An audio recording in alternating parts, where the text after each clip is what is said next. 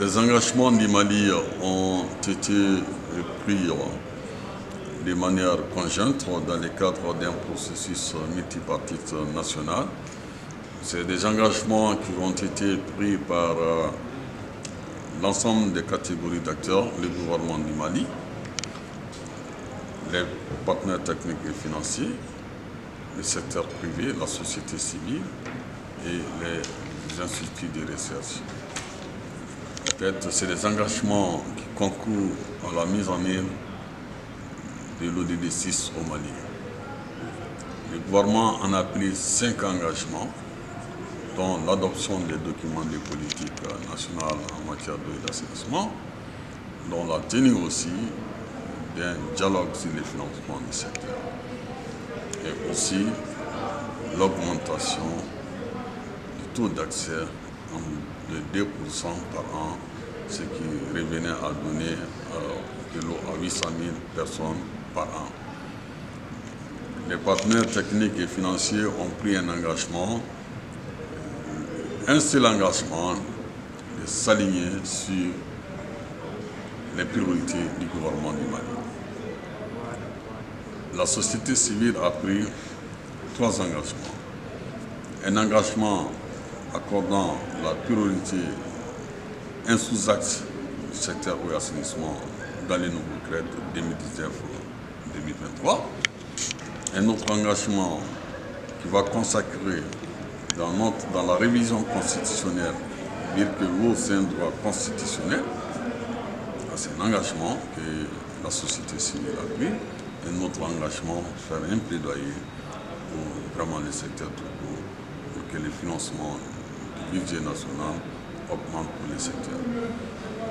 Le secteur privé a pris des engagements. L'engagement du secteur privé, c'est 2 engagements. Le premier engagement, c'est comment réduire l'inégalité entre les milieux urbains et les milieux ruraux en développant les services publics de l'eau en milieu rural. Et l'autre engagement, comment renforcer les partenariats publics et privés. Les instituts de recherche, un seul engagement. L'engagement, c'est de faire des recherches pour qu'il y ait des disponibilités de l'eau en quantité et en qualité dans le contexte des changements climatiques et par rapport à la demande sociale. Donc, la réunion de ce matin et le rapport pays nous a permis de faire vraiment le point sur ces différents engagements. Donc, l'objectif, c'était d'examiner ces rapports, d'ailleurs, qui fait ressortir la situation du secteur de l'eau et l'assainissement et qui fait ressortir les progrès réalisés et qui fait ressortir les grands défis. Les défis surtout liés au financement du secteur. Et dans ce rapport, nous voyons exactement aussi les besoins de financement qui se chiffrent de l'ordre de 87,5 milliards pour les besoins pour les services élémentaires d'accès à l'eau potable. C'est-à-dire pour qu'on puisse atteindre l'accès universel à l'horizon 2030, annuellement, le Mali aura besoin de 87,5 milliards de francs CFA pour les services élémentaires d'eau potable et d'assainissement.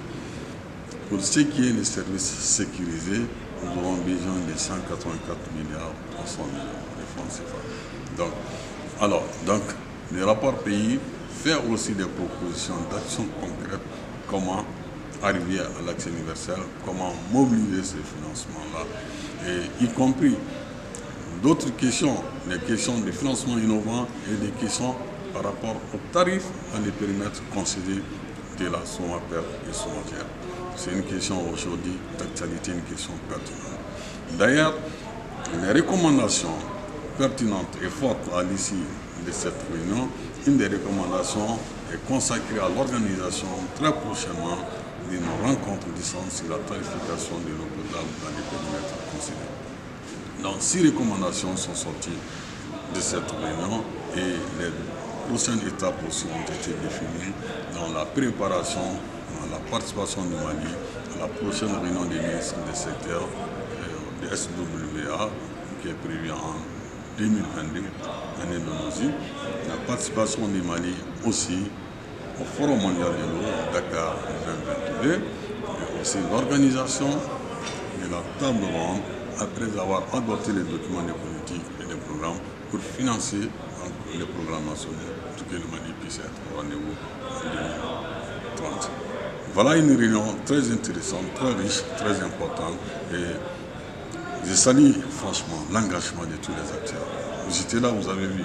Et toutes les catégories d'acteurs, les partenaires techniques et financiers, les représentants des ambassadeurs, les représentants des organisations civiles, et tout le monde était là et tout le monde a contribué au débat et qui nous a amené à de très bons résultats, qui nous a amené à atteindre largement les objectifs fixés par cette catégorie.